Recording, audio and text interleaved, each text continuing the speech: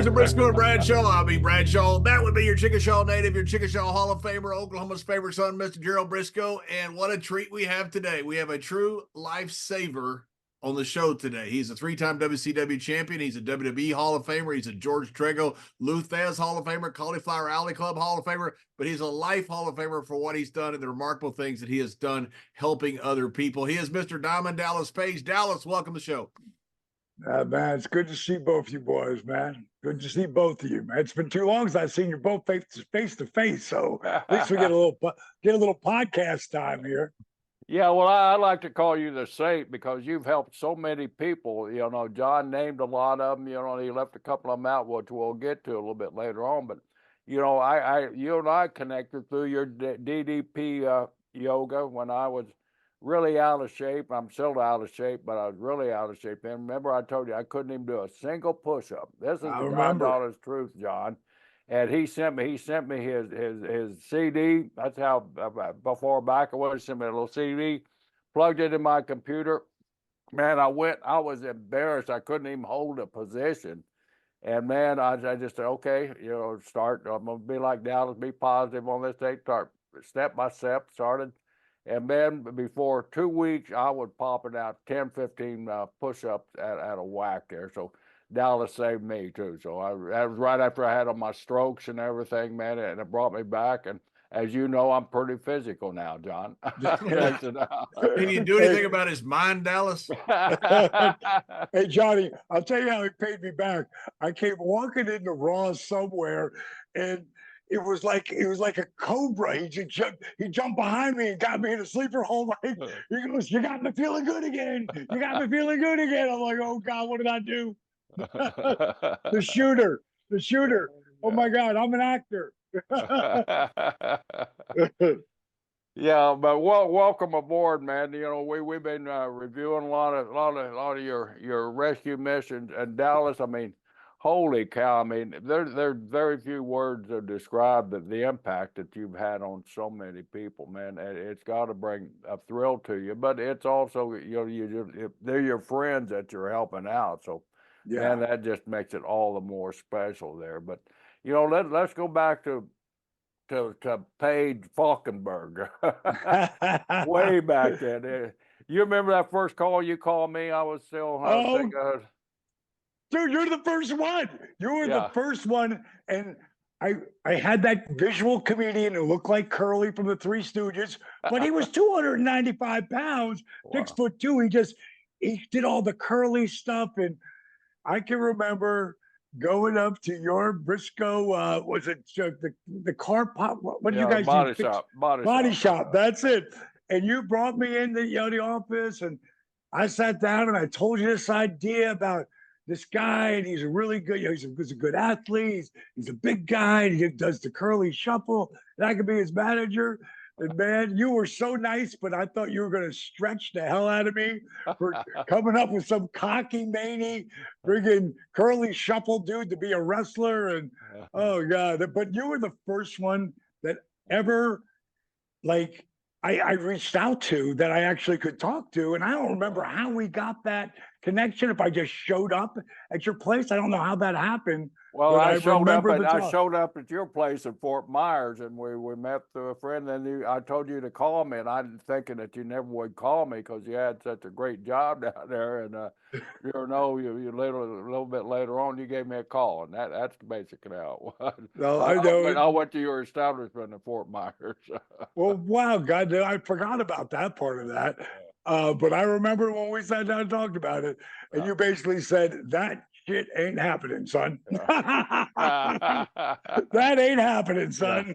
Well, what drove you to get to that point, Eric? Because like I said, you're working at a really successful club down in the Fort Myers area down there around the beach time, and you had it made, man. You were all the beautiful women, a great job, making decent money. What sparked you? What was your tipping point on making a call and trying to get into wrestling? You know, I tried it when I was 23, and I had like 3 matches. I was horrible. I learned nothing, and I hurt my knee. Where was this, Dallas? This is in New Jersey. This is in New Jersey. That I actually had 3 matches, not knowing a wrist lock from a wristwatch, do nothing, and we're talking about the guys who were the enhancement guys, the jobbers in the day. It was a guy named Tito Torres, and couldn't barely understand him because he was from Puerto Rico and he didn't speak that good English. And I hurt my knee on the third match. And my doctor was like, take some time off, take about 30 days off. And eventually you can go back and do that, but, just careful of your knee.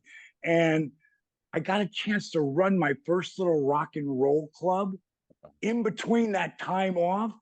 And I got to be honest, man, the booze, the broads, and the party took me in a different direction. And I forgot that was the dream of being the little kid, the teenager. And I just forgot because I was having so much fun in the bar business. I went from that running a little place to becoming a bartender at a really hot place to running another place. And then eventually I ran that place down in Florida. And what happened was I still was a wrestling fan, but when WrestleMania happened, I was so mad at myself for not paying my dues because I knew I just knew in my soul that I was supposed to be a part of this business. And I was so mad I stopped watching wrestling until one night or afternoon, night, morning, whenever the hell it was, I was flicking the channels. I come across Gorilla Monsoon. And it was Gorilla Monsoon who had given me Tito Torres's number because he's working Asbury Park Convention Center. You've worked there before, I'm sure, right on the ocean. And it's hot as hell. It's the summertime and there's no AC in that place. So at intermission, we go out and we're getting a little bit of air. And the boys would walk out on the balcony, out on the balcony to get cooled off. And I saw Hammer, Valentine. So I ran down, I go, Valentine, how do I get in professional wrestling? F off, turn around, walk back in. And so now we're watching Gorilla. He's in the main event, and it's so classic. The match is over, and Gorilla walks out of the ring, grabs his bag, and leaves with everyone. So we could go up and talk to him, my buddy John Shipley, and he gave us, we were those kids pestering him, and he gave us, the number. So I see Gorilla on TV, so I got he's my guy, right? And I'm like, who's this guy he's with? He's amazing. He's got this crazy bow and his sunglasses and a leather coat, and he's got this great voice, and it's Jesse the Body Ventura. And I was captivated by Jesse, and the first guy to walk through the curtain got a bag over his shoulder and a Fu Manchu. And we all know the way Jake walked to that ring, it was swag before people knew what swag was. And then he got in the ring, and you're going to think this is really fun. He gets in the ring, and I watch him work, and I can't see through it. And then I watch him talk, and I am stuck back into the TV so much. The guy that I originally trained with, a guy named John Shipley, and he would he'd become an enhancement guy for WWF, or he went down to Tennessee. He did a little bit of circuit for a couple of years, then finally gave up and went to being a prison guard. And at the time, I called him up because I knew he'd worked the circuit and everything. And I literally said to him, John, did I miss something? He goes, what are you talking about? Did I miss something in wrestling? Is some of this shit real? He goes, don't be a mark. Of course it's not. I go, well, his stuff is good, man. Really. And he became like my guy that pulled me into wrestling. So no lie, the place you were at in Fort Myers, I would say it was maybe six months later, less than a year. I'm in the back in my office of my club, and I'm looking at the monitor as I grab my keys, and I see a guy walk in with a Fu Manchu and long hair, and he's huge. And I'm like, no way.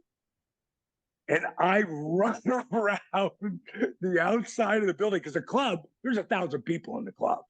So it's so packed. I won't, I don't know where I'll lose them or whatever. And I run around the front and I go, Johnny, did a guy walk in here look like Jake the Snake Roberts? You're like, yeah. Everybody thinks it's him. So I take off. And when I see him, I slow down because I don't want to be Mickey Mark, And eventually I moved my way over because we got 7 bars in this place. And it's all 3 deep. And Jake's like waiting to get the bartender. And I walked up to him. I go, hey, man, you Jake the Snake Roberts? Who wants to know? I said, the guy who runs this place. Yes. What can I do for you? I said, what are we drinking? And Jake and I got, we had a good time. And then Jake wanted to go to the dark side, and I'd already stopped doing that a long time ago. So I wished him luck. And he told the boys, I mean, a lot of the boys, you work Tampa, you work Miami, that's 300 miles. And Fort Myers is right in the middle. This is a picture, no kidding, that Luke the Bushwhacker put up on his Facebook, and it was Diamond Dallas Page before he was Diamond Dallas Page, and that's me, Luke, and the $1 Million Man, Ted DiBiase, and you talk about helping the boys. Teddy, I tried for years and years and years to try to come with me and let me help you where you're going. And then about a couple of years ago, he called me up and he said, is that invitation still open? I said, absolutely. He goes, can I come with my wife, Mel? I said, absolutely. He said, can I come for a week? I said, absolutely. So we're sitting having dinner out on my porch the first night that they're there, right? And Ted goes into the story of the first time we met each other. And he starts talking about us doing upside down over the back tequila shooters with his wife and laughing. I walk downstairs. You can see I got a few pictures here. And I bring up this picture. And I said, are you talking about this picture? Wow. And, friggin' that was what really, the boys coming in there. And whenever I do like a commercial, like for the club, I might throw in, oh yeah, hot legs contest, don't miss it, yeah, dig it. And just that simple, in and out. And so, but the people saw the boys, so they know I could do Jesse Ventura, and of course Hulk, spot on back then. I always kept Mach because it was so close to me. But I would throw little blurbs in with the boys, and it started me really like wanting that thing, So one night we're in the back of my club, and we're all counting the money, and at some point someone brings up something about wrestlers, and I was out on the floor earlier collecting the drawers, and they were playing. The club's closed. The DJ was playing Girls Just Want to Have the Video. And remember, Cyndi Lauper was that, and Captain Lou was one of my favorites of all time, Captain Lou. That he was in it, and I think Nikolai was in it, a few other boys were in it, I think Sheik was in it. And I'm watching that. And I literally say out loud, just talking to myself, like rock and wrestling, I should have been a part of that. So now we're in the back room, and Smokey, who was the head bartender, he goes, Paige J. He said, I heard you at the bar. You said rock and wrestling. You should have been a part of that. Well, what's up with that? I said, well, I tried it when I was a kid. He said, you were a wrestler? I go, I wouldn't go that far. I had 3 matches. I sucked. I hurt my knee. Got my chance to run my first little rock and roll joint. What was your name? I said, Handsome Dallas Page. And he went, who? You can forget about using that gimmick anymore. And of course, everybody popped. And at some point, I mean, now we're drinking and doing shots of Goldschlager, which tells you it's 1980 something. Yeah. 1980 something. And I'm getting really good buzz going. And I can't get it out of my head. And I write down Diamond Dallas Page on my blotter pad. And I look up and I go, I'm too old to be a wrestler. I was 30 or 31 at the time. I can't remember. I said, but I'm not too old to be a manager. I said, Jimmy Hart's got the Hart Foundation. I could have the Diamond Exchange. Woo, shot, drink. And, and I'm writing it down, just scribbling, fucking around. And then I go, there's not really that many good looking women in professional wrestling. I said, of course, Miss Elizabeth. I go, yeah. She's girl next door hot. I said, what if I came up with a whole stable of the ladies and they were stripper hot? And I called them Diamond Dolls. And Smokey's like, oh, that'll be a stretch. And because I was that guy back then and just having too much fun. And I wrote it down, Diamond Dolls. The crazy thing, the way sometimes God will line the planets up for you. And the dream, of course, is always to be the WWF, because I go back to the WWF, and watching it from Allentown and everything. And for me, at that time, when the guy shows up at my club, he wants to do a story behind the voice, like all my radio commercials. And I would do synthesizer voices and, stuff like that they would do for Speedway commercials and stuff for, whatever they were doing, the running the cars fast and, and then throw in the wrestling stuff.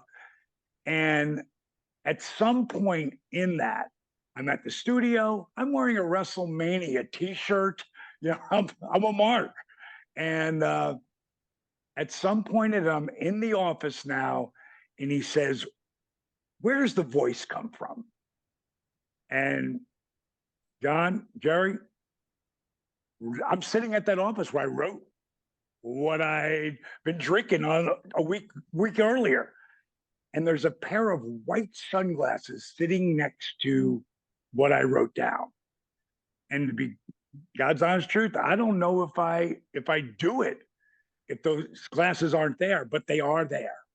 And I take them, put them on, and I say, the voice comes from Diamond Dallas Page, Daddy. I was born to be a professional wrestling manager, blah, blah, blah, blah, blah. And then I took them off and kept talking about it.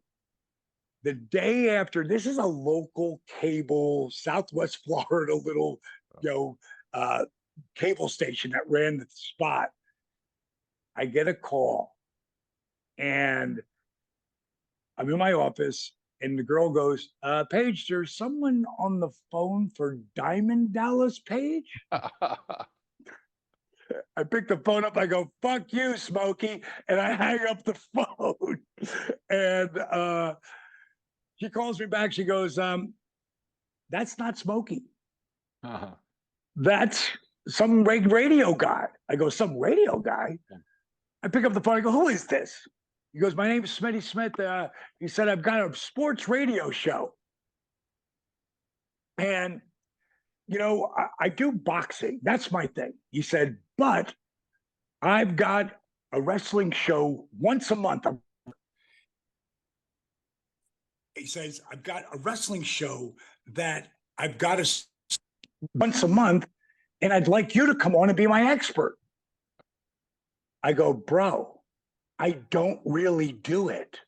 He goes, what do you mean? I go, it was a stick. I don't do it. He goes, well, it's radio. Come on anyway. I go, bro, I'm not qualified. I don't, he's like, I'm going to have Captain Lou Albano on the show. Like, what are the odds of that? I go, you're going to have the captain on your show? He's like, yep. I go, I'm in. So I went there. I created a whole backstory. Diamond Dallas Page from Johannesburg, South Africa, Diamond Mines. I mean, I created the whole thing. So I had talking points. And And what ended up happening is he said, brought me back for another show a month later. Sergeant Slaughter, Bob was so cool. Him and Captain they brought me in like I was one of the boys, you know. It was super cool, those guys. And me and Smitty go out for a drink that night. And he says, you know, you got to do something with this Diamond Dallas Page thing. I'm like, do what? I go, dude, there's no wrestling here. He goes, yeah. He goes, but you got something. He goes, I'm telling you, you got to do something. I go, bro, do what? He goes, you know, I got a friend of mine. His name is Rob Russin. He used to be a boxing promoter. He said, but he's working with the AWA right now. He goes, I got his address. Why don't you send him a tape? A tape on what? He goes, you create every Tuesday's another theme night. You've got different shit going at the club all the time. He goes, use your imagination. You're a wrestling fan. You want to be a manager, or are we just talking smack? I said, I was just talking smack. He goes, but you could really do it. And then I started thinking about it. And then I came up with a promo. Let me just see if I can see it right back here. Okay, I got two of them, no matter what. So I make up this, I have bouncers for me, you know, that work the floor and the door. And you can only find two of them. But I come up with this video and backstory. And this guy is Big Bad John. And this guy is, Captain Jack is a radio dude in New Jersey. He's got the best pipes you've ever heard. So I fly him in from Jersey. And that's one of my wrestlers. I got another one I call, they're bouncers for me. And Rock Hard Rick. That's a great name someone still should use. And he is shredded, man. Handsome and shredded. And then I swear to God, this guy works the door for me, but he stands on a chair because he's a midget, and it's Ted E. Bear. So I make this video, edit it with my buddies. So the guys all come to my club, so I do barter with everybody. You know, limousines, everything. I just give them drink tabs and give them promotion with the club. So I make this video and I send it to Rob Russin. 2 or 3 weeks go by. And then I get a call. Hello, is Diamond Dallas Page there? This is Rob Russin from the AWA. Yeah, this is DDP. What's up, Rob? I've never called myself DDP ever. It doesn't even exist yet. But I'm just, spitting it out. Fake it till you make it. And he goes, well, we want to bring you and your boys in for a tryout. Going to bring you to Vegas. Everybody likes your stick, but we got one question. Where are you guys working at? Well, Rob, the truth is none of those guys can wrestle. What? Why would you send the tape? I go, it's like a secret society. No one can figure out how to get into professional wrestling. You know, I said, that those guys, you got a place for them to train. They're ready to start training right now. I said, but if you need someone who can talk, I can do that. He's like, Rob is like, he probably, thanks, but no thanks. Hangs up. This is the planets again. I get a call from Greg Gagne. Turns out, Paulie dangerously has left the AWA with the Midnight Express and goes to the NWA. And it leaves a void in that show at that time for a young guy that could talk. And Greg calls me up. He says, Diamond, he said, we're going to give you an opportunity.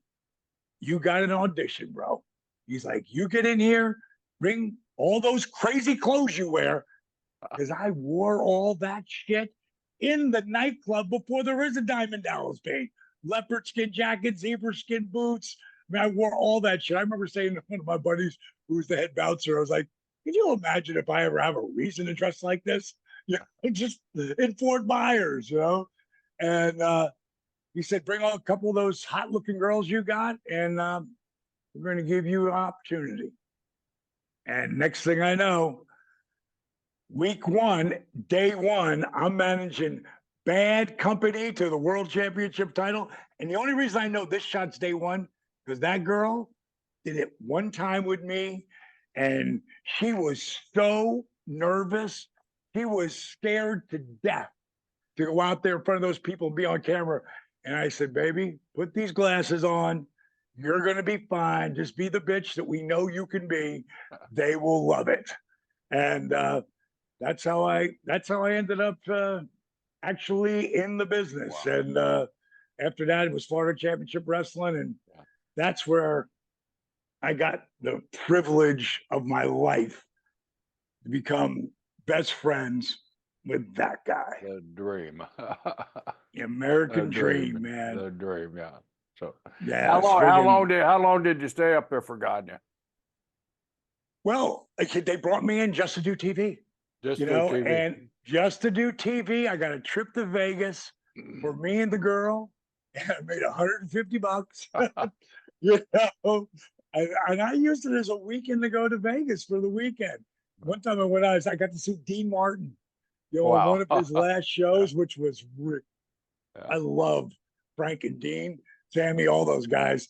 Big Rat Pack fan, but that was super cool to see that. But I got to go to Vegas, and I remember being with Rick Rude's sister when Brody got killed. I remember it was right that weekend, and she was so upset, understandably so.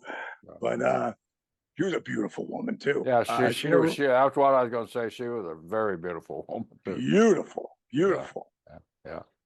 So tell us, you leave Vern, and you come down to Florida, correct? How do you make that connection with Dream? Oh my God! So Mike Graham wants to do the Eddie Graham Memorial, and I'm just managing AWA. I'm managing the Bad Company, and he calls me up because he knows I'm at Fort Myers because I put the club. I'd wear club shit and stuff, and he said, "I want to bring him in. I want you to come up and manage for us." I was like, "Love to." So I can leave the club anytime I want because I got a small part of it, but I'm the guy who brings the people in, you know. So they called me the Prince of Promo back then. And I grabbed Rock Hard Rick, you know, that shredded guy. I wish I could find that picture. I grabbed him and 2 diamond dolls. I'm in the 62 pink Cadillac, and being a Florida boy, you'll appreciate this. And right when I got to Venice, I'm going, I just had this whole thing redone.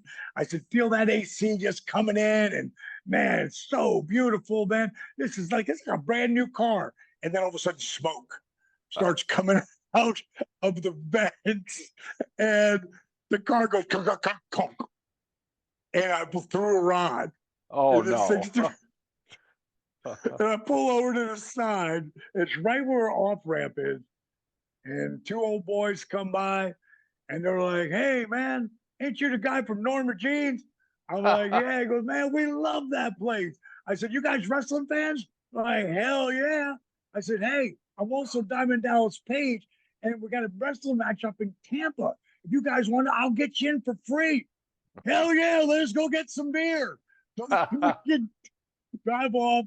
I don't know how I got to AAA. I want to say it was, I don't know if there was, I don't think it was no phones or anything. Somehow I got AAA to pick up the car. The 2 girls go back with him, and me and Rock Hard Rick hop on the back of the cab, you know, just laying out in the back with the thunderclouds coming in and drinking beers and handing them to those guys through the window. They got some girl they picked up at the 7-Eleven. I don't know, but I get there, and that's when I met Johnny Laurinaitis, who was, me and Johnny Ace became really tight. And Mike Graham really was kind of blown away that my car, threw a rod, and I still made the show that I wasn't getting paid for. That's old school there. Old school Dallas. So one night I got strep throat just at the end of it, but I got to get up at 6 o'clock to make an 8 o'clock flight to get to Vegas for the show that we're filming for Vern. And it's around, I can't get to sleep before 2, but I'm making myself try to get to bed because I know I got to be up at 6. And I hear the phone ring. It's about 12:30, 1 o'clock in the morning. I hear, Diamond, it's Mike Graham. Pick up the phone. Pick up the phone. Work my way out, pick up the phone. Hey, Mike, what's up? Hey, I'm sitting here with the American Dream, Dusty Rhodes. Is coming into the territory. We're going to pop the territory. I'm going to put you on the phone with him, and I want you to blow him away like he's the biggest mark on the planet. Mike, I got strep throat. I go, show him the videotape I sent you. It's like, videotape machine's broken. You're on. Hello? God, that's the rules. The power, the man. I went on some fucking rant. I stole his shit, fucking Albano's shit, some of Jesse's shit. I put some of my own in there. And I got to the end of it, maybe it was 30, 40, 50 seconds later. And I go, that's all I got, Dusty. I got strep throat, trying to get over it. Dusty? Hello? It felt like it was like 5 minutes. It's probably like, Dusty, he was waiting. Was that a recording, kid? I said, no, Dream. That was me. I got strep throat. I got a show tomorrow. He goes, listen, I want you to come on up here. I want you to meet with me. I'll be back in town. Get a hold of Michael. We're going to meet. And when I went up there to meet with a guy I've been looking up to since I was a kid, and he is the biggest, to me, Dusty has always been John Wayne meets Elvis in his heavier days. Good. Awesome. And to walk in that room, and you guys know him, you guys knew him. And when he shook my hand, I felt like I knew him my whole life. And I kind of did from my perspective. Right, yeah. But in that room, Steve Kern, Michael Graham, and Gordon Soley. Wow. Mount Rushmore. Yeah, right. For Florida Championship Wrestling, brother, man. So Dusty says, tell me a little bit about yourself, kid. So I'd already made the decision. I can't leave the money I'm making in that club to go make $200, a week in Florida Championship Wrestling, but I could do TV. So I very graciously said that and told him about my dreams and my plans. And, and I was a big picture guy. And even though no one else saw it, I saw it, and whether it was false hopes or what, turned out that they weren't. But I believe just seeing it and talking about it and putting it out there. And after I got done, probably about 20 minutes later, he just listened to the whole thing. And he said, kid, I see a little bit of Ventura in you. I see a little captain in you. I even see a little bit of me in you. So I'll tell you what we're going to do. We're going to make you the Jesse Ventura of the 90s. I'm like, Jesse, I never say I can't do something, but I don't know a wrist lock from a wristwatch, bro. I can't be like Jesse Ventura, color commentator. He said, don't worry about it, kid. Gordon Foley gonna walk you through it all. And that was my introduction to working with the Dean. And he loved what I had was energy. That was it. Yeah. Energy and a crazy rock and roll look. And a belief that I was bigger than I was, So Dusty would bring me in for all the booking meetings. I was in every one of them. I would go up there every Tuesday to film. I'd go up every Thursday. And we're talking, you know how far this is from Fort Myers to Tampa. 160 miles, yeah, at least. Right. I had a Corvette back then. So I didn't make it. Was the rod not worth the rod knocking or what? No, that car wasn't making that trip no more. It still was alive. That car was still going. But matter of fact, I got to show that car. We're doing that. That car was that car was sweet. All right. That car was sweet. The reason that I didn't get that booking for WrestleMania, I think it was 6. It was 6. I didn't get the booking in Toronto. Luke was having a drink with me outside the club, and he loved the car, and he goes, how can you talk about and and got Valentine, they'd love to take this car. This would be great for them to get to the ring.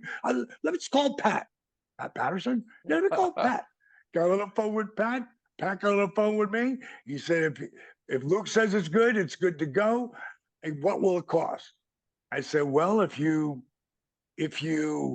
ship it up there, because it's 62, so I don't want anything to happen in the meantime.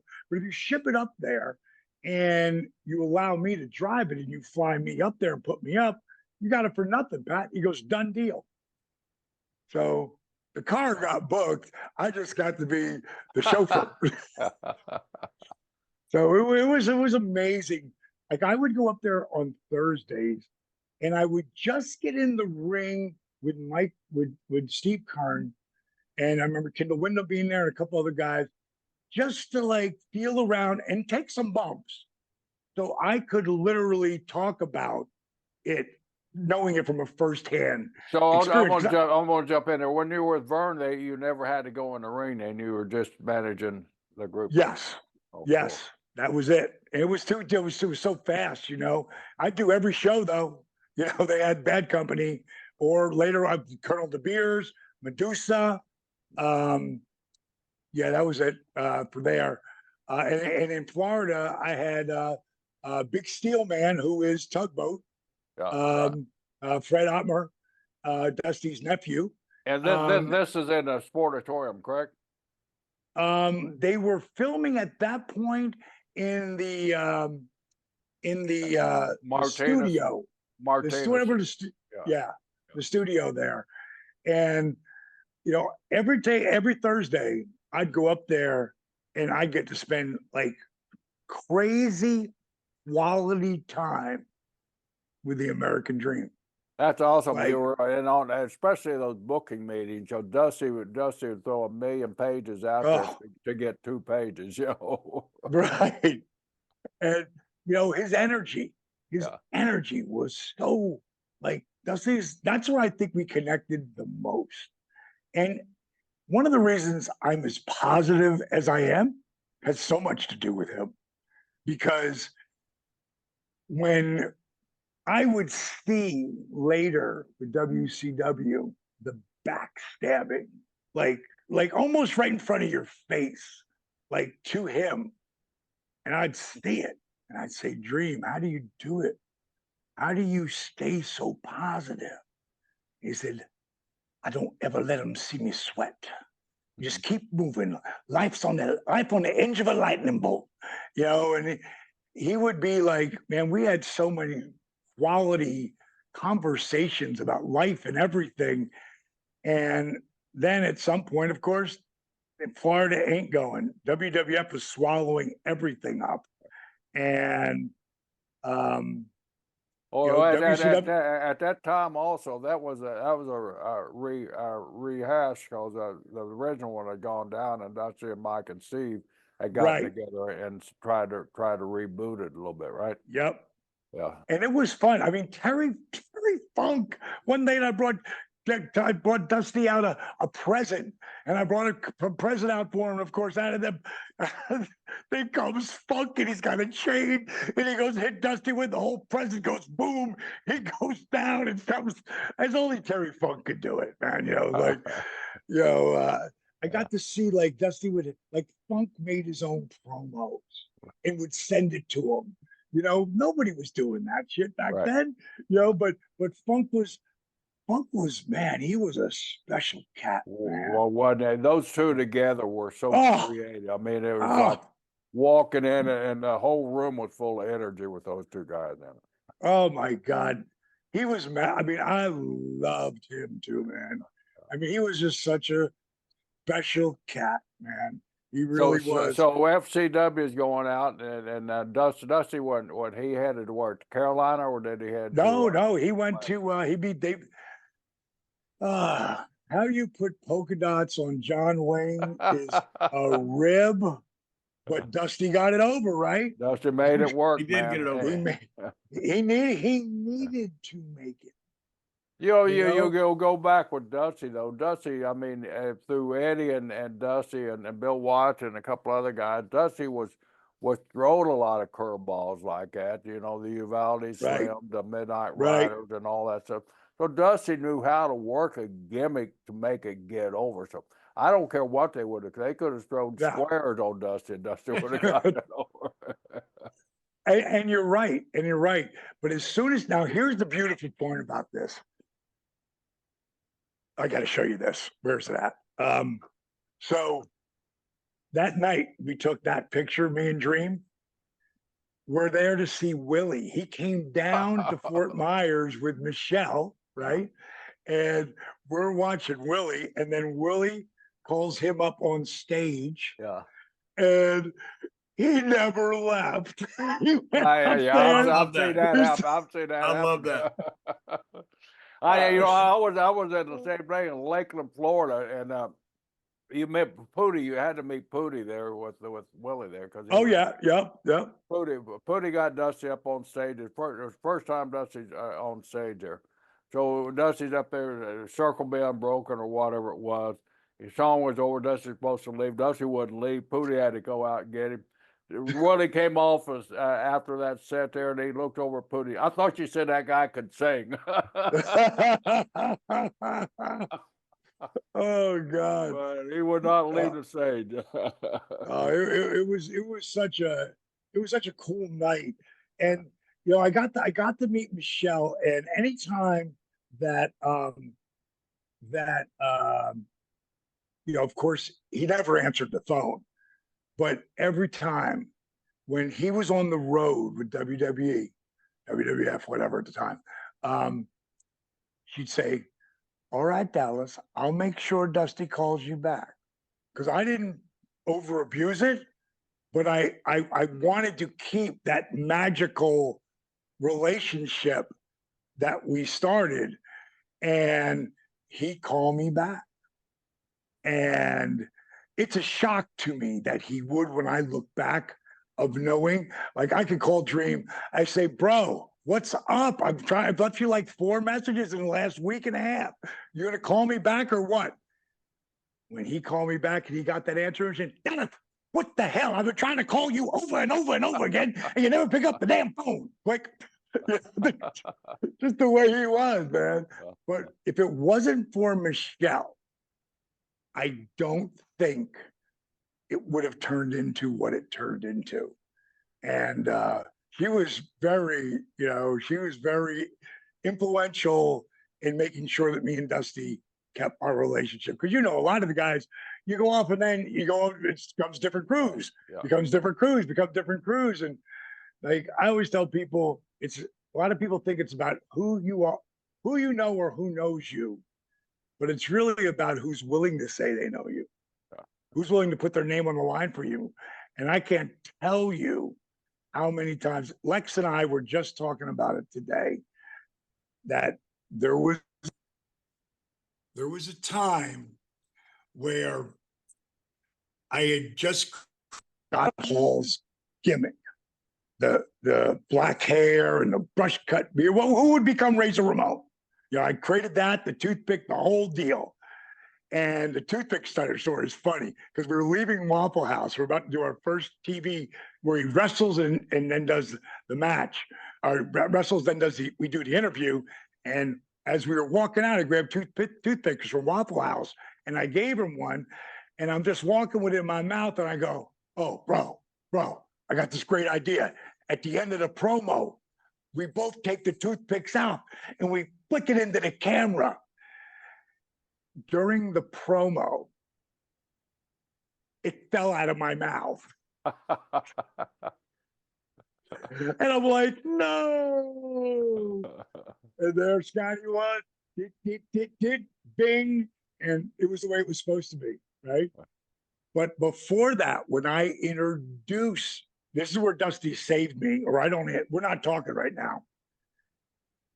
We were talking about red light, and there's some little video that's going around of me, Sting, and Lex walking to the ring in WCW. And at some point, the door doesn't open. The guy goes, someone locked the fucking door. And I go, hey, bro, red light's on. I just like, I'm not selling it, but just letting you know, red light's on. You know, they zoom in on that, which is funny. So I said, dude, I have a story where Dusty saved my career about the red light. And what had happened was me, Scott, and two gorgeous Diamond Dolls were all dressed in white. And I got that gimmick, you know, Madonna freaking microphone in my mouth.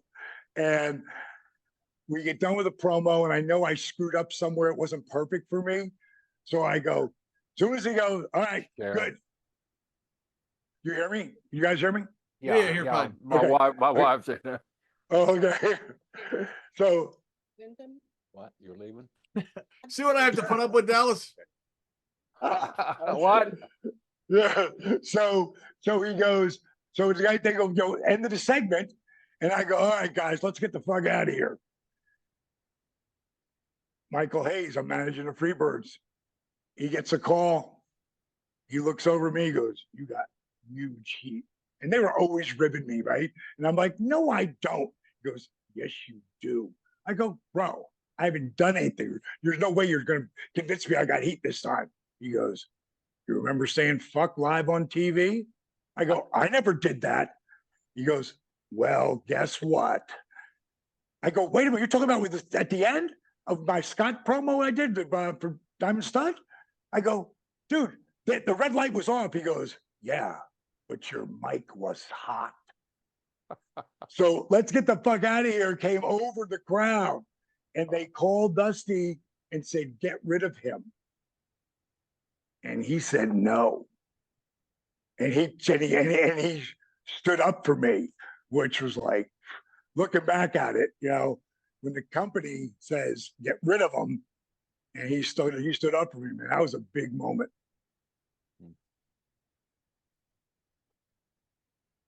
Yeah, Dusty was a guy that was, you know, it's amazing, Dusty, because so many people that knew him will say, man, I was one of Dusty's close friends. And they were, because Dusty was close friends with everybody. I mean, he made everybody feel like you're the only person in the world. I've never run into anybody that, you know, people talk about and go, oh yeah, me and Dusty were pals. You know, but Dusty was pals with everybody. He really was. He's one of the most unique individuals ever. I'll tell you what meant the world to me. And he had told me this before, because I remember we went from there to him bringing me in and managing to like the whole thing, my whole career. And once I start wrestling, what ends up happening, the only reason I started wrestling was because I got Diamond Stud, I got the Freebirds, and Magnum pulls me into the the TV room, which is TV, so it's his little office he's got, and he says, "Hey D, listen, I got some bad news." I go, "What? What's the matter?" He goes, "Dusty couldn't do it, so he's asked me to talk to you and let you know that we can't let you manage anymore." I go, "What? What did I do wrong?" He goes, "Well," he goes, "honestly," he goes, "nothing." I go, "Well, what do you mean? Then I can fix it." He goes, "Not really." I go, "Why not?" He goes, "Because it's you." I go, "What do you mean it's me?" He goes, "It's the hair, the clothes, the bling, the rap, the dolls. Like, you're taking too much attention away from the boys. It's not your fault." He goes, "But it can't be that way." And it's like, I go, "Magnum, are you telling me I'm too over the top for professional wrestling?" Wow. And he says, he laughed, and he went, "Well, it's not your fault. He said, what we should have done was put you in a pair of boots and tights and see if you could do this shit. And he walked away. And I went into that hole because I go down just like everybody else. Within 2 hours, I'm completely lifted up again because I just remembered I got 7 months left of my contract. I'm going to go down that power plant. I'm going to learn how to wrestle. So the Freebirds, like I say, I love those boys so much, but those guys would rib me so No, much. not the Freebirds. They would rib me so much. But that day, they were so empathetic because they knew, like, this is my dream. And now you don't get to do it. They still want me to do color commentating. They still want me in the back. Let me interrupt you. And I got to say, you over the top, and you just showed a picture of Michael Freebird Hayes. That's right. That's right. Yeah. Wow, come on. Yeah. You're over the But top now as well. He is a wrestler now. He's a wrestler. So, like I said, they were so empathetic that they were like, "Oh, hey, man, so it's just part of the business." They were just being so nice, nurturing, and I was like, "Hey, don't worry about me. I'm gonna be fine." I said, "I got 7 months left of my contract. I'm gonna go down power plant. I'm gonna learn how to wrestle. Finally, I'm gonna learn how to wrestle." And they both looked at each other, looked at me, looked back at each other, and burst out laughing so hard. Like, Michael, I'm not kidding. Michael falls on the floor. I gave them both the "you're number one" sign, and I said, "I'll see you in the ring for the last time." And that's when I started that journey. And it was only because I was pushed in that spot. Wow. So nobody talked to you about becoming a worker at all during that course. Oh, you know who did? Black Jack Lanza. Lanza, wow. When he saw me, he came to the club. He was one of the guys who came through and went to the club. I can't believe that. He pulled me aside when I was managed right away in AWA, like in the first 6 months. He was like, "Listen, I know talent when I see talent." He said, "Fuck managing. You need to be one of the boys. You need to learn how to wrestle." I was like, "I'm like too old. I'm like 31 years old." He's like, "Dude, you need to do it."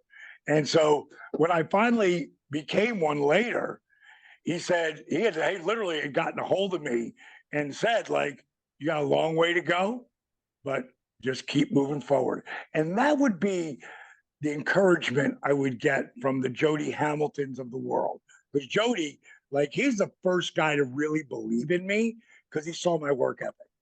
And, you know, that makes such a big difference in our business when a guy really wants to do it, other than just trying to get a job somewhere. And Right. Jody saw that. Jody was really good at picking up talent too. I mean, he knew what to take, what it took. Yeah, you talked about Dusty and Funk before. There was a show that Dusty was on, on the manager side type thing, and Jody was on the other for WCW. And those two guys, I mean, they made a pinky. Movement of a pinky means something. Like, just watching them was so entertaining. You know, they're not even involved in the match, but they just knew all those nuances that take years to figure out.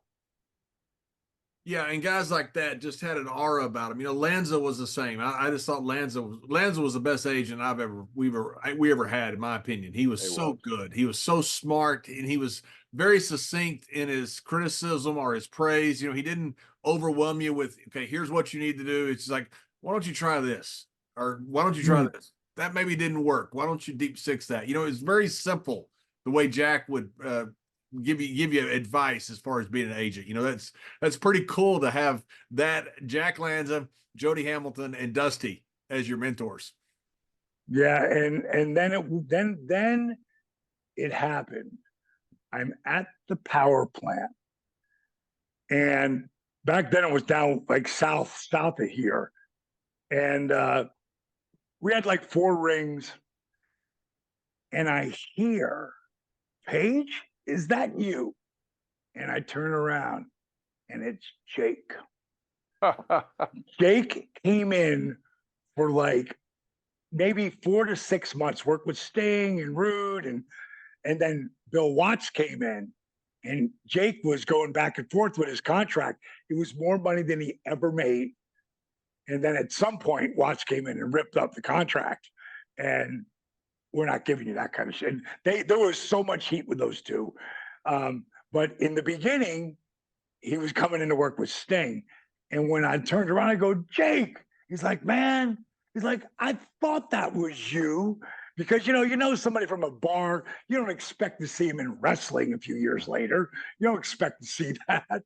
And of course, we bonded like immediately. And by that time, me and Nash were working together.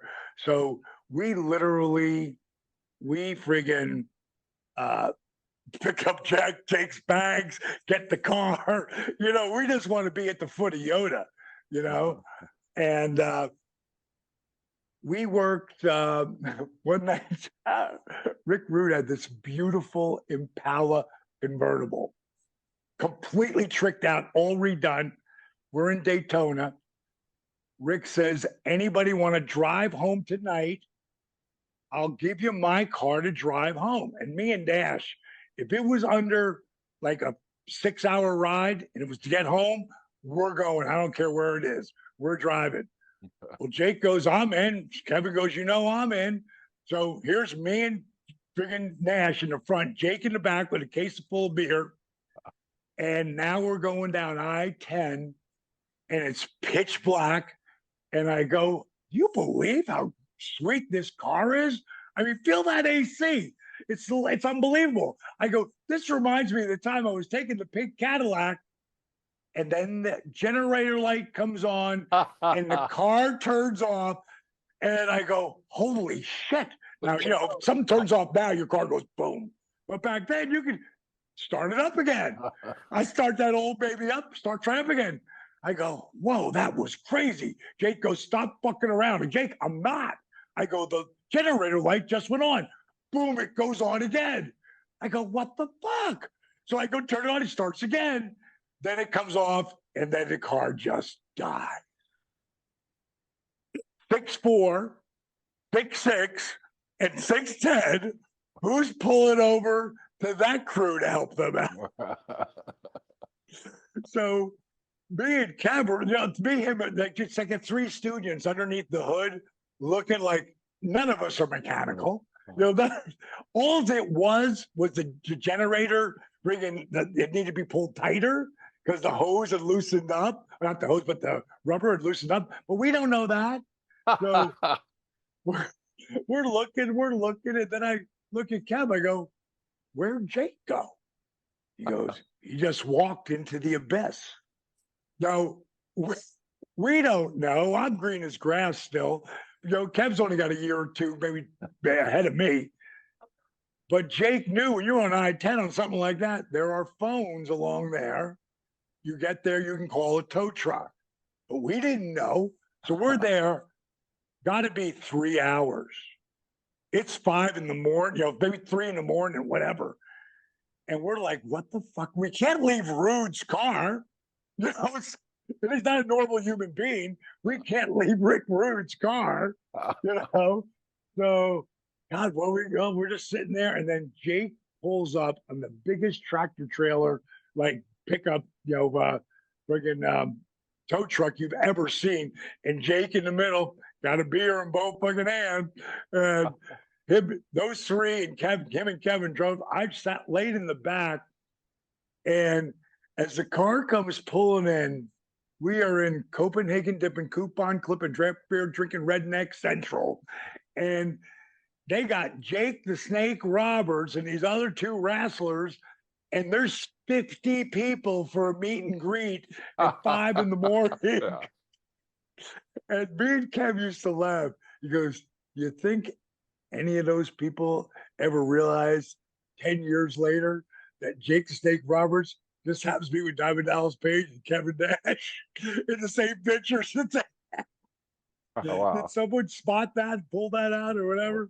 But that me and Jake got really, really, really tight over that period. And then once he tore up his contract and he disappeared. And then I tore my rotator cuff and I'm out. I had signed a new contract and I was 9 months into it. And when I became the wrestler, when they decided to keep me, I had a year, 9 months into it, I tore my rotator cuff. And now I'm sitting at home and I know Cowboy ain't going to keep me. Oh. You know, he knew how old I was. At the time I was 36, about to be 37. And Jake called me up to see how I was doing. And at some point he told me him and Cheryl were split up. And, you know, I went by I talked to Kim. I bought a house over that period.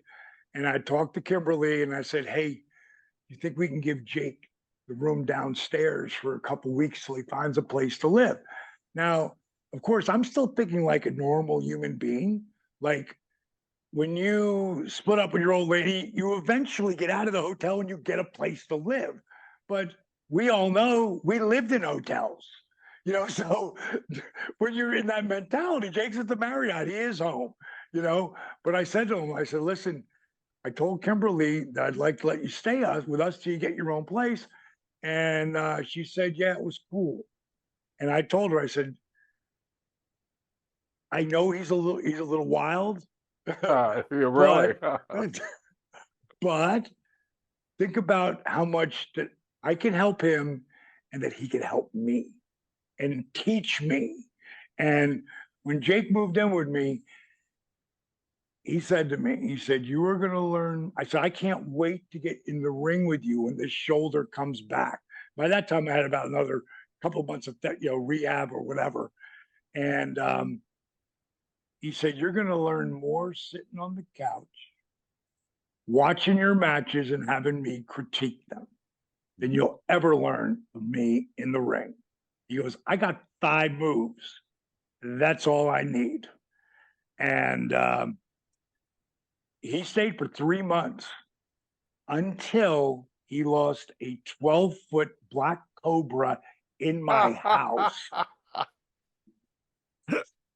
That was it. He has got to go. He has got to go. The next morning, it was in the bathroom, and he'd put it in there. You know, he'd always put the shower on the python. He'd do it with the cobra too, but he wouldn't. He'd block it off so he wouldn't get out of the shower. But he put him in the tub. So he had turned me on to John Arizzi about a booking that was going to be in the Philippines. He said, but you got to book yourself on it. I go, Jake, man. I said, I heard you put me over like that, bro. I go, you can't put me over like that, bro. I can't deliver like that. He said, you got to stop thinking like that. He said, I'm telling you, I've seen everybody. He said, I'm telling you. And besides Jody Hamilton, Dusty hadn't said it yet. He says, you're going to be one of the biggest names in our business. If you keep doing what you're doing, you're going to become one of the biggest names, but you got to believe it. And I was like, whoa, okay. I got on the phone with a Rizzy and I fucking, friggin' whatever I did, I got myself booked. I made more than the bottom pay. And it was just that attitude. And it came from Jake. And Jake is the headliner. And when I'd walk through, I forgot to tell you this part, when I was on my way to the phone, I hear Kimberly laughing. And as I walk to the stairs to walk down, I see Jake's got the Cobra glove on and he's playing with the fucking black Cobra, but she's laughing. So I just kind of walk by that, go to the phone, call a Rizzy, talk for a while. Finally, I come out. Kim's not in the room. Jake is walking down the stairs. She goes, big problems, big problem. I go, bro, high five, bro. I just got big problems, big problem. I go, what's the problem? He goes, lost a snake. Fuck you. No, but I go, Jake, Don't fool around like that. No, lost a steak. I'm not kidding. And I can see a little glaze over his eyes, like he's not sober, Jake, right now. Wherever he's at, he's on a different level. The bottom line, I go, what do you mean you lost a steak? He goes, I put him in the bathroom. It's only this big. Where could he go? So there's Mo and Larry sticking their head in the door because you notice Jake Aurelian Smith is scared to death of snakes. Jake Roberts is not. Aurelian Smith is afraid of snakes. So he picks his head in there with me. The bathroom's, it's friggin' a bathroom and a shower. That's it. Toilet and a shower and a vanity. Can't find it. Finally lays on his back, and then he hits the vanity. And you're, because, snakes go, cobras go, he goes, he's under there. He'll come out. I go, well, get him out. I'll be back in the morning. I go, where you going? You're not going anywhere. He's going, I'll be back in the morning. Well, I had cats that would jump up and open the doors. So I put 2 pillows in front of them. I go to bed. And I got woken up. Paige, is that snake in the bathroom? Jake Roberts, get Sophie Spooky going running around to get her cats. I'm going to the Ritz. That son of a bitch, he's out of here. Take the heat. So I get one of the guys to come, the whatever they're called, varmint, wranglers, whatever. And he looks under and he sees him, with the little ledge that's on the kickboard for the vanity. He goes, ooh, he's in there. I go, thank God he didn't crawl up that friggin' wall. Because that's one of the things she said. She goes, they don't put sheetrock all the way down. What if he climb up in the walls? I'm thinking, oh my God, what if he climbed up in the walls? Like, oh my God, he's not going to, I just heal. He's not going to fucking do that. Blah, blah, blah, blah. So here he is, and you can see the sheetrock. It ain't on the bottom. So if he decides to scoot, he could go up in the walls. So, he pulls it out. He goes, is he devenomized? I go, I don't know. He's like, oh, great. So he got him out. I put him in a bag, in a box, and sealed the fucker. Put holes in it, but sealed it. Jake came back 3 days later. He was, and that's what I learned about addiction. I didn't really understand it yet, but what comes with addiction is shame. Like, he didn't want to do that. He didn't want to run out on me, because that's the Jake Roberts today who's like, he's a stand-up dude. I mean, he's been back with Cheryl for over 5 years. I was shocked. I was like, oh my God. And now they're so in love. Like, this is the guy she thought she was marrying and had 2 kids with. She threw him the fuck out. That's when he came with me, and he went on a tear, came back, got back with her in 96 when he was booking there, friggin' had 2 more kids. And then at that point, he's making stupid money, right? That's what his alimony was based on. And Jake back then was a run and hide guy, as opposed to stand and, no, we're going to talk this out, or stand and fight guy. He was like, just run away from it. And next thing you know, he owed her $900,000 in back child support. Wow.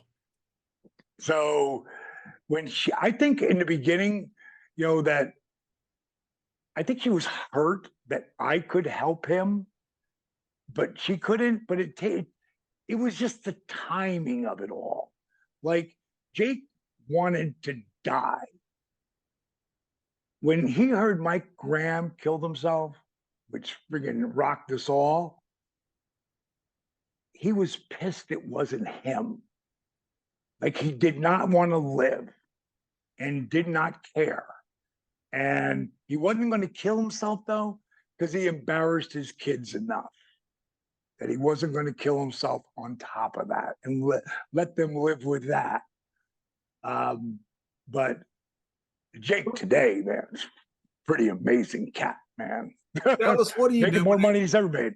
When you get guys that come to your home and you've saved so many lives, what's these guys have, bad addiction issues, which, as you point out, I've got all of us have, either close friends or, people we all know, Sure. that have this issue. It's they don't want this, obviously, but it's something you can't control. Some guys can have a few drinks and that's it. Some guys can't. What do you Right. do with these guys when they first come in to your home? How do you end up getting them sober? Well, if you the first two was obviously Scott and Jake, and the next one was Bagwell. But that was a docu series that we were filming with him and Butterbean and a couple of just regular people. He was the only one who had the addiction and didn't think he was addicted. But let's go back to Jake and Scott. Jake, I sent him to disabled veteran, and I remember you pulling me over, John, when we both saw each other in catering, and you went, "Wow, bro, I saw that disabled veteran you helped. Like, wow, that was impressive." And it took 8 years for DDP yoga to become a thing that was real. In other words, I had $48,000 in it before I made a dime. But I just kept putting everything in it because I had that disabled veteran from 2007. And I knew that guy, if he could do that, I knew I could help a lot of other people. Because I only worked out with him one time.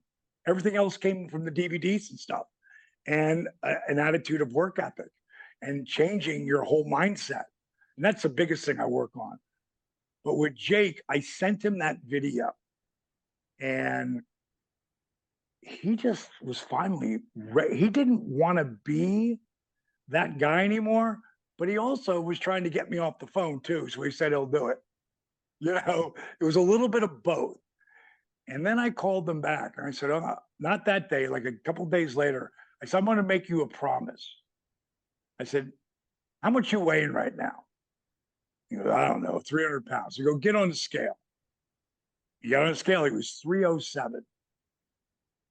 I said, "If you lose 20 pounds by yourself, I will move you into my new house I'm buying in Atlanta." I said, "Me and Kim are split up." I said, "Just me, bro."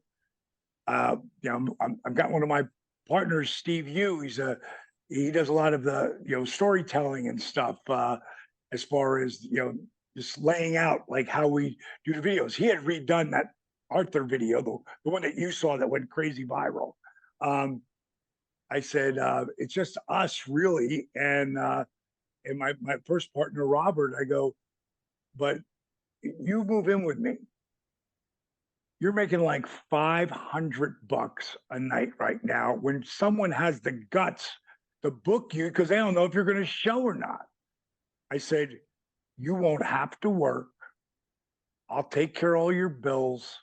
I said, "Jake, it's not lost on me what you did for me over this whole run." And it wasn't just the beginning. Jake, when he got back with Cheryl, I could come out to him anytime and show him tapes. And he would sit back smoking his cigarettes. And he'd look at me and go, "So why'd you do that?" And I'd tell him. And I'll never forget the thing. One of those times I said, because that's what they want me to do. And he said, "Do you think anybody on that booking committee thinks you're ever going to make it? Do you think any of them think you're ever going to be anybody?" I said, "No." He said, "Exactly. That's your time out there. You got to start controlling your own destiny." And that's something I would say to him much later. And those moments of what you did right here, how you did it, once you think about doing, kind of like what you said what Lanza would do, we're just sitting there and talking about things like that look good. Like, why would you do that? And I go, well, blah, blah, blah, and you learn what to do, what not to do. And that's the thing he had told me early on. He goes, "You've got all the moves. You just got to learn where to put them and tell a story and get people to care." And as we went through our time together, I was saying, and I was getting a little bit better, a little bit better, a little bit better. And things are starting to happen for me. I said, how do I pay you back for this? You said, share it with everyone else. That was his thing. So now I have the opportunity to really, like, maybe, I'm not even thinking save his life. I'm hoping to get him to drop from 307 pounds to get to feeling better about himself. And so what I said to him, I said, you lose that 20 pounds, bro. I said, I will fly you up here. I will take care of your bills. I will help you. But when you start to work, you're going to make more money again, and then more money again, because we're going to put it out there. We're going to put pieces of it out there and tell the story and see if they really care. And called him up.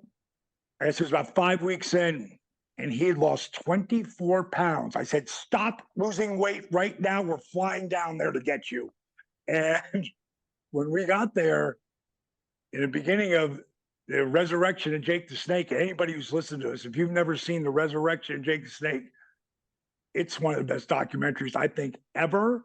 If it would have been about 3 golfers or 3 rock stars, it would have won the Oscar. But it was about 3 wrestlers. And today, if it was about 3 wrestlers, I think it would really mean something to people, because people look at us differently today. Yeah. And that's a cool thing. So Jake, 60 days sober. And as soon as he got there, he was amazing that first week. Like, couldn't help enough, positive attitude. And I'll never forget our business partner. We're filming everything now. We are filming a documentary. Now, you got to hear where this goes. In LA, when I was living there, 2 of my buddies, one of them would end up working with me, named Gerald. Gerald and Moody went to San Diego to do an autograph signing or to see Jake, right?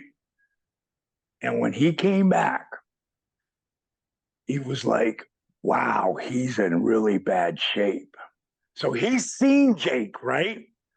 And when I'm talking to him about Jake coming in and we're gonna do this documentary, and he said, wow, bro, that'll be the resurrection of Jake the Snake. And I said, that's the name of the documentary. Because my goal, not Jake's goal was to come back and do a Rumble. My goal was for my guy to be able to walk out of this business with his head held high and go in the Hall of Fame. That was my goal from the jump. And not knowing if it ever happened, because we all know Jake didn't burn bridges, he nuked them. Yeah. So I brought him in. First weekend, he goes away and to go do a signing. And he comes back fucked up. And that's that whole scene where we're in the airport, and then out when he gets like to have his shoes on and, screaming at each other and hit me, because he wanted to be hit. He wanted to be hit because he knew he screwed up. Like, I'm not going to hit you. Get in the damn car. That's when we put him on antabuse, and he was like headed like a rocket in the right direction. He's dropping weight. He's feeling good. And here's the first thing I do. When you would walk in the house, the first thing you're going to do is you're going to eat my food, which is the cleanest food you can eat. And I'm talking about gluten-free, cow dairy-free, GMO-free, organic. The shit's going to taste unbelievable. You're never going to know you're just eating really healthy, great food. And that's going to change your entire mindset. It's going to change how your body feels. Within 3 weeks, your body's going to feel much better. And that's why I don't eat gluten. Because if I do, it affects my hips and my knees and my back. I know right away. And if I was like, I love Krispy Kreme donuts, but if I ate them, I'd be screwed. My body, nothing tastes better than feeling great to me. And that's just how I feel about it. They don't have a choice because I'm buying everything. We're cooking everything. They're not going anywhere unless Jake, like he went away. And after that, I'm like, no bookings for a while. We got to start to tell a story. Because right away, someone wrote, oh, Jake was fucked up at the show. Like, we can't have that, bro. Yeah. Right. And it was still going to happen. Right. But every time it happened, I swear to you, and proof's in the pudding, he got a little bit better. Yeah. He got a little bit more respect for himself, but he had to let go of all that bad juju that he grew up with and all that negative story he was telling himself. Like one time we were being interviewed by like Yahoo Sports or something. It was incredible. HBO came to my house. Real Sports came. I mean, it was incredible how many people came like and wanted to interview us, especially with Jake in and then with Scott in. And how Scott happened was, when I tell you I called Scott over a 10-year period 15 times, he never answered a phone, never called back, easy. I get a DM, which I'm never, one of my guys said, hey, D, did you read the DM you got on Twitter? I go, no, I don't read that shit. He goes, well, Sean Waltman sent you one. I go, X-Pac? I read it, and it says, Dally, seeing what you did with Jake, amazing. Please call Scott. I just got off the phone with him. He said he's got a gun. He's going to kill himself. Ooh. So the camera's on me as I'm reading that. So I pick up the phone and I call him. And he answers the phone. Dally, oh my God. Remember in New Orleans? That's what we did, the NWO thing, where I dropped those guys. Me and Kev, we helped you, man. Would you help me? And, we help each other. And I said, that's what I'm calling for, bro. Basically got into trying to, we talked in the documentary, it's like a minute and a half. But we talked for like 15 minutes. And he was annihilated, drinking vodka for breakfast, as he would say. Wow. And I've seen him do that. So I know when he gets to that spot. But he, at the end, said he would come. It took a month or so to get him to come. But when he came, there's a difference between Scott and Jake. Because I wanted to say the resurrection of Jake the Snake and Scott Hall. He's like, Dally, it's a Jake thing. I'm super supportive. I'm not drinking. I feel good. But I'm not saying I'll never drink again. Like, I like to drink. But for right now, he was trying himself out. So I knew at some point, and I would see it. In the beginning, I would try to do everything I could to turn it around. Because he literally moved a mile, probably half a mile from my house. And he wanted to be close. And hey, we got 10 years out of it, and yeah, he got to be in the Hall of Fame a couple times. And that was another, goal. But more than anything, it's trying to create the right headspace, the right environment. Like all those people, like it's not just me. I've got this incredible crew. And when we finally release, it's like a 9 or 10 episodes of these 5 people living together and what their journey is like and the ups and the downs and all of that. You'll see that it's not just me. I'm the catalyst, but it's my whole crew, man. I've got the most amazing crew, and they all love being a part of helping people, because that's the best thing. When I talk to people, especially around Christmas time, around there, and they're bummed out, because of the holidays. I just go on and do videos about helping other people. You'll feel better. Like I swear to God, you'll feel better. Dallas, is it something that I've done a lot of work, with low income kids and single parent homes. A lot of times, a low income kid, that has a single parent home, they just want to know an adult cares. So Sure. and there's all types of counseling ways to go about helping them and stuff, but sometimes they just want to know boots on the ground they care. Right. Is what you're doing pretty much the same? I mean, do you have got counseling techniques you use, or is it mainly just I care about you, I love you, I want you to do well, and all of a sudden now they have that responsibility to you because somebody does care? I think a little bit of that, but more than anything, it's trying to change the story they're telling themselves. Because as well as anyone, you know, you can have everything and think life sucks. The richest Oh people yeah, in the yeah. world. You You see know, some miserable rich people. Yeah. right? And then you see people who really have nothing material things, yet they have this unit of people, whether it's their family or you know self-imposed families that really are having a great life. Yeah. And more than anything, when you're dealing with the shame, you've got to like forgive yourself. It's a lot of it they teach in a 12-step program. I believe in a lot of that stuff. I've really never been with anybody before Bagwell because Scott and Jake would never do it, and Jake was good without it. He'd go once in a while. Uh, Bagwell needed it, like he needed it. Like you'll see at the end of Change or Die, like we're like, you don't go to rehab, it ain't happening.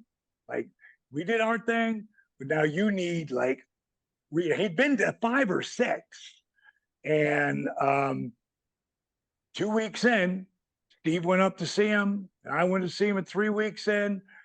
And then when he came back, I let him live in my house for another year. Not where I live. He's too much work. I'll say that to his face, and I'm a lot of work, but I let him live there. And then when the whole Scotty Riggs thing happened, it was like it was supposed to happen.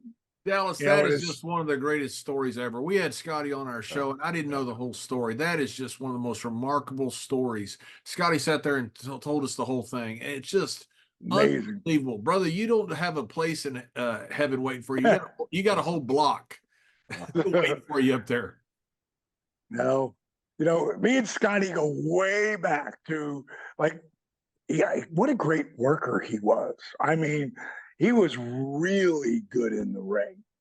And that's where we bonded training together. And then when I got back in, because Eric was in charge by that time, and Eric gave me a job, but he didn't give me any money. He never paid me. I had to go to Harvey Schiller, and I told him, I'm not, at the end, I'm not doing my contract with you, bro, because you are not the nepotism guy for anybody but Hulk, and Hulk's because it was Hulk, I said, but you ain't nepotism, dude. So I'm going to Harvey Schiller for my contract, and I got a sweet deal then. But before that, Eric protected me because remember when I told you Dusty let me in the meetings in Florida Championship Wrestling? Well, when he brought me in as a manager and color commentator, 4th string color commentator, he brought me into booking meetings, and he'd ask my opinion. And I gave it to him thinking, wow, how cool is this? I had no idea the heat that came with that. I did not realize it. Man, I'm still green as grass, even though I've been in the business for 3.5 years by then. I wasn't really in the business till you were at the show. If you're at one of the shows, then you're in the business. Until you understand all that dichotomy. Like, whoa, what this heat shit? Oh, I got plenty. Yeah. So with Scotty Riggs, I mean, what was that? How'd you end up getting a hold of him? Well, it was actually Bagwell had called him for the dark side, and Scotty said he didn't want to do it. And who doesn't want a payoff, to be on TV? Scotty didn't want it. Turned out Bagwell called him back. Man, you have to understand, when you're an addict, you don't give anybody money but your dealer. Like, you don't give anybody money. You're trying to con people out of money all the time to take care of your dealer. And this is where I knew Marcus was starting to grow. Because what had happened, and I was in Alaska at the time, and they didn't want to bother me with it at the time. And Marcus had called them back, found out he was living in his car with his mother's 2 cats because she had died. He'd been taking care of his mom for the last 5 years. And anytime he had saved up enough money to start to get his teeth fixed, his mother needed something else. His mother needed something else. So he kept taking care of his mom. Then eventually, 5 years later, she died. And I didn't know it because he had this beard and covered his mouth, but he had like no teeth, or just rotted out teeth. And he didn't want to be on TV looking like that. I mean, Scotty Riggs is a handsome dude. Look at him now. He's a GQ model, at 55 years old, whatever the hell he is. But at the time, he was out of shape. He needed shoulder surgery. His shoulder was bad.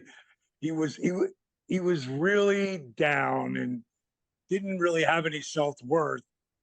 And Marcus sent him $500 to get tires on his car and $150 to feed him and get gas to come to Atlanta. He said, "Trust me, Dallas will want you here." And it took him a while to talk him into it because he didn't want to be, he didn't want that. He didn't want to cause any, Dallas hasn't asked me to come. Marcus is like, "Trust me, I know him. He'll want you to come." So he said, "I'm the only one living in his house." And so Scotty came. And when I got there, Steve came over. We never used it, but we filmed it.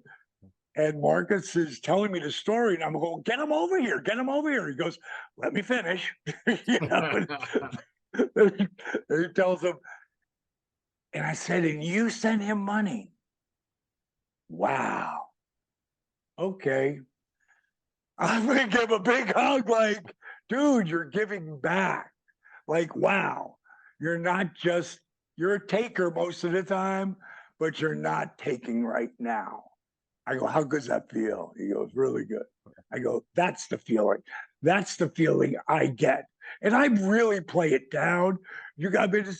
I try not to think about it. It's kind of like in '97 when my career exploded. It made me I knew who I was. I knew how hard I worked to get there, but I was the humblest me ever. Same thing today. I know who I am. I know what I've done. And I just breathe through it. And thank God that I've had the ability to, like I was telling you earlier with Lex today, like, you have to understand, I was there today. Lex became paralyzed. And I hadn't seen him for 5 years.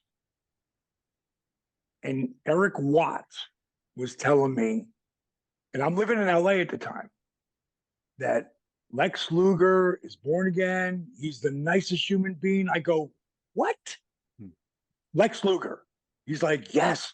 I go, "Bro, you hate Lex Luger. You wanted to beat the hell out of him so many times." He's going, I know. But I love him. He is such a great human being. He's really flipped. I'm like, I got to see that. Well, I'm going to be in San Francisco and I'll see. Promoter called me and said, "Lex had a heart attack or something. The EMTs are up there." I go, "What room's he in?" I run there and Lex is sitting in the chair. And like, "Lex," I come over, give him a hug. And I didn't think about it till later, but he didn't hug me back. He just left his arms down. And I didn't think about it. Just didn't, because I was just happy to see him. And the EMT's like, "You got to go to the hospital."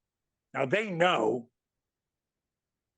he'd been on a plane and looking, and I don't know about you two. I'm sure I'm pretty close, but you ain't staying like this for too long a period. Like 15 seconds is my max.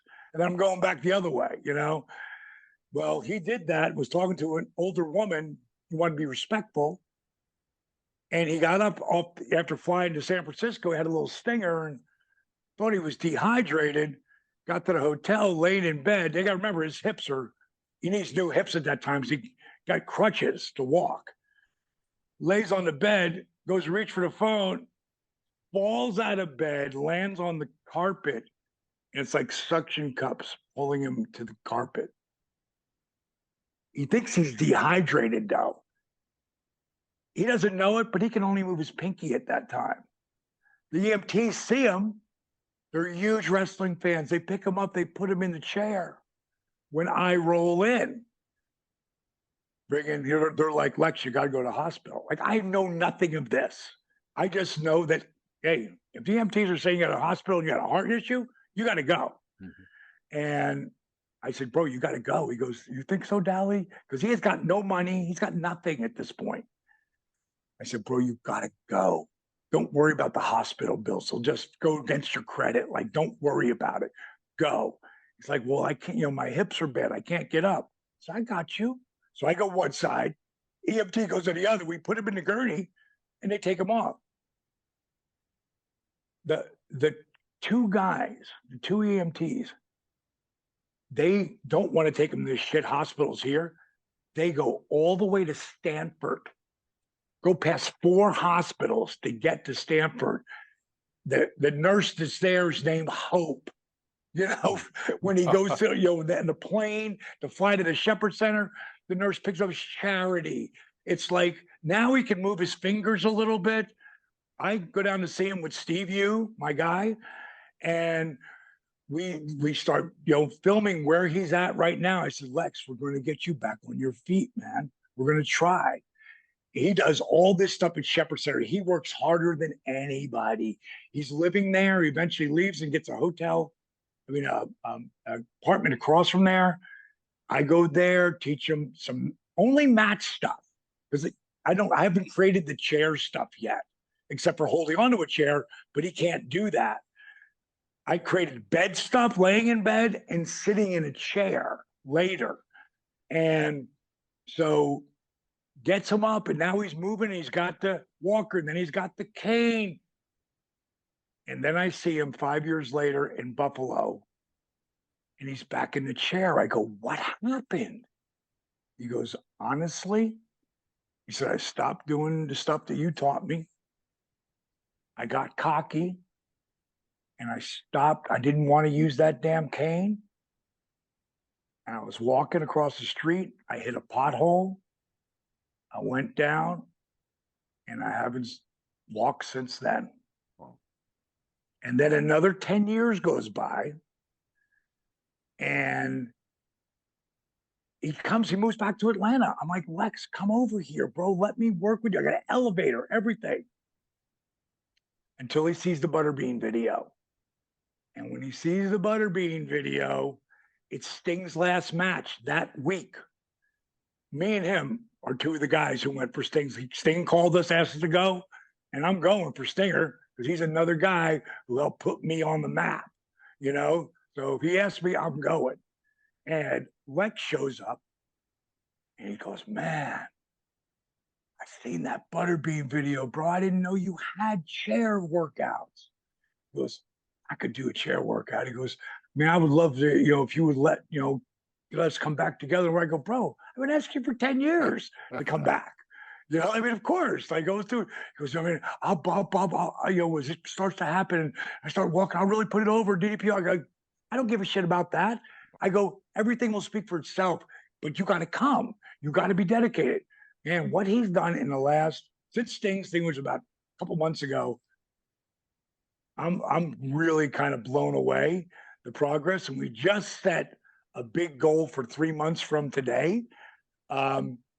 Because of the stuff that we're doing, like it's really awesome. And Lex will bust his own balls for being the what's it called, the character he used to play, which is him really a narcissist. The narcissist where he's playing himself.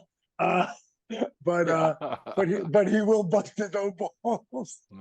But he is the sweetest, most positive human being on this planet. He is. I've run into him at certain events, with Ron and other people, and right. Lex, he's just the nicest man. Just pleasant as he can be. Just a pleasure to be around.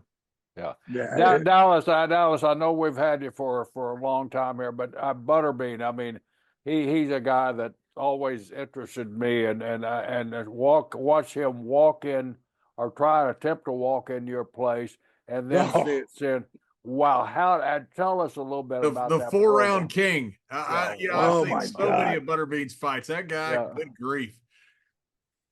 God, when I talked to him, I was doing that show, Tough Guy Talk thing with Boss Rutan and Flex Wheeler and Rick Bassman and Bean.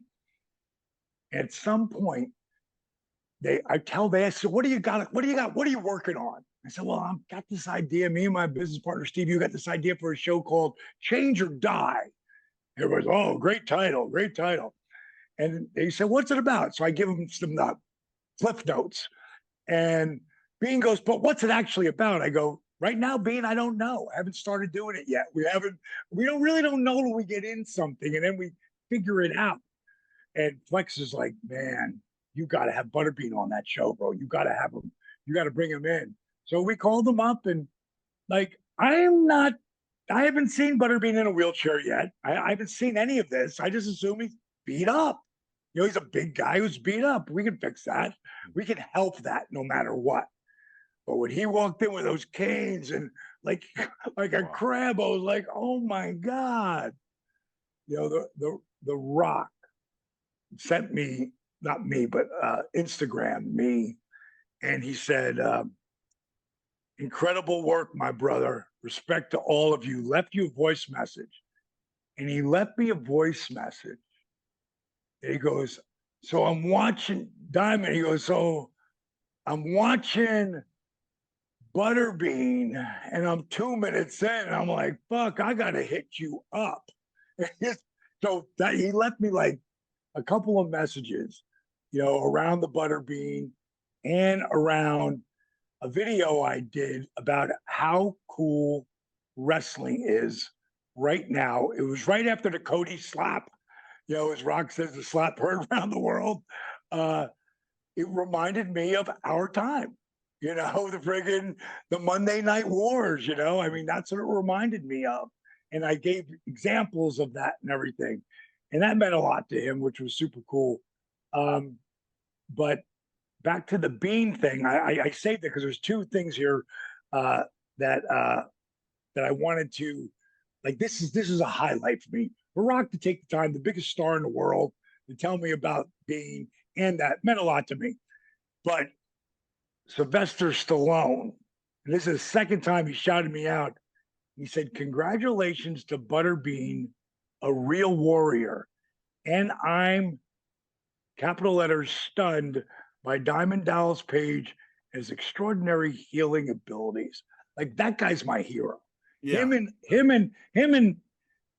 and this guy, who is my biggest hero growing up as a kid and everything. And I'm at a signing, and I was stuck on the tarmac for 4 hours. I'm so pissed. I was going in early to meet him, and I can't see him. And then I hear Diamond, and he gets his finger and he does this. And it's this guy. And as I'm walking at him, he says, lock up. It's Muhammad Ali. Oh, wow. Wow. Lock up. Like, I was like, yeah, sure. But that Sly, him and Sly are my two guys, that I've used as mentors in different areas of, what would they do in that scenario. But Bean, I really, I looked at Steve and I'm like, dude, how are we going to help him? Yeah, that had to cross your mind. Can I really help this guy? Yeah, and Steve said, but what if we can? Yeah. But what if we can? Yeah. Yeah, and that's the thing that Rock put in. That's what made me think of the Bean thing. The Rock had said that, but what if we can? Because that's our business, That's everything is but what if? What if? That's an American dream, ism right there. What if? 100%, So for me to help Bean, and of all the people, like Bean, is the most grateful. I have to go, shut up, let it go. Because he's always thanking, always. It's like, being good. He'll send me videos of him and his grandkids, and man, thank you. But it was also the big part of that was this guy named Josh Nair, who, believe it or not, is my second ex-wife. It was his first ex-wife. And I helped raise his two beautiful girls that we end up working together and are best friends. And we both had something in common. But we had a lot in common. And he ended up just wanting to be a part of changing people's lives. And he had so much to do because I couldn't be there all the time for Bean, So physically, Josh was there to carry the load, to what I taught him, and he's helping others, and it's just it's a magical, like, when I tell some people, like, my first ex-wife I just hired her 6 months ago as the COO of my company. Her husband's one of my close friends. It's like to me, I have no heat with anyone, because why do I want, if someone's a chaos person, hey, I really like you, but can't do that. I'm 68 now. I don't want chaos. I want people to have positive attitude, surround yourself with positive people. And that's probably the biggest story of whoever, it is that's coming into the realm of what we're doing. It's like, have a positive attitude, be grateful, because we as Americans, we've got whatever is happening with this election, couldn't care less, because I can't control that, but I can control my attitude. Mm-hmm. I don't want to be doing this to people. I want to be doing this and helping to make people stronger, and that God gave me that gift, because that's what it is. It's a gift. And wrestling is so much better that I didn't do it when I was a kid, because I wouldn't have had the experiences that I had. And maybe me and Jake find each other at 25 and we jerk ourselves to death, because I've been on that track too, where I've been in the bar business, so I'm partying my ass off, But I would run to the edge of the cliff, and I don't want to jump off of that. Where a lot of our friends, whoa, like, don't want to do that. But Bean was a real pleasure. The thing I'm really, Jake is so powerful to me. I can remember my daughter and my granddaughter and Paige, my wife. By the way, my wife's first name is Paige. So yeah, Paige. But her maiden. That was easy on the towels in the bathroom, right? Her maiden name is McMahon. Wow. No, what's the odds of that? Yeah, really. What are those odds? But there's a point where I really believe COVID is like, oh my God, we got to be careful. This is COVID. Now I know what COVID was. Thank God I never got to get that shot for myself. Bottom line is, Jake, I said, Jake, you can't go. Now he's staying with me occasionally, but just occasionally. And because the COVID thing is starting to happen, I'm like, Jake, if you leave, you can't come back, because I'm not going to have you bring something back for the baby and Brett and Paige. You can't. He's like, no worries. I got to go. I'm going out. Because Jake had to go. He couldn't just be in one place. Well, then he went to the hotel, and then the hotels, nobody works there but one person. Remember when that shit hit? Yeah. There's nobody in the restaurant. There's nobody cooking food. So he's all by himself. And I saw a couple of dark texts, and I called him up. I said, I'm coming to get you. So I tell Brittany, and Brittany loves her Uncle Jake, loves him. But this is COVID, and this is when it's scary, right? We all remember that when they were scare tactics, really trying to scare the hell out of us. She goes, you know I love Jake, but he's got 8 kids. Can't he go stay with one of them? I said, baby girl, I go, I don't own this house without him. You're right. You're right. And that was the end of it. Wow. And then, so Jake is super special to me. I got to tell you, the Dusty thing. Cody called me the day he passed. And he told me. And he said, and he had told me this before, but not in this detail. And he said, my dad wanted you. He didn't say, he said Dusty. He never said my dad. Very rarely would say that. He would call him Dusty to me. He said, Dusty wanted you to know that he had 5 of his closest friends. He could count them on one hand. He said, some people have fallen off the hand and come back. Dallas never fell off the hand. That hit me like.